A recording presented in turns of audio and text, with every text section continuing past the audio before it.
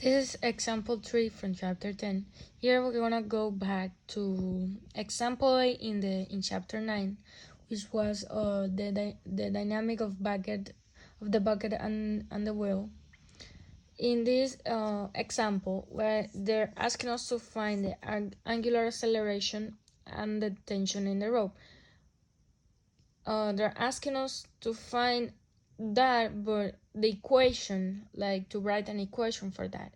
So here I did two body diagrams, the winch and the bucket, and all the force acting on each one. We're gonna use Newton's law. The sum of the forces in the y direction is equal to mass times the gravity minus the tension, so it's gonna be equal to the mass times the acceleration in the y direction. We're gonna also use this equation. The sum of t is equal to the inertia times this, and we're gonna use that this equation, tension times the radius, is gonna be equal to 1/2 the mass times the radius squared times this times the angular acceleration.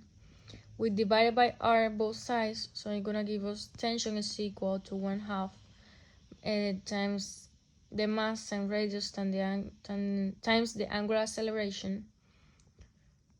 We're gonna say that the acceleration in the y direction is gonna be equal to radius times the angular acceleration. So this equation is gonna become this equation. Now we're gonna use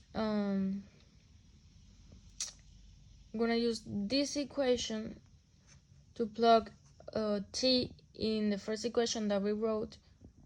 So that's why I draw an arrow. The first equation that we wrote becomes this equation.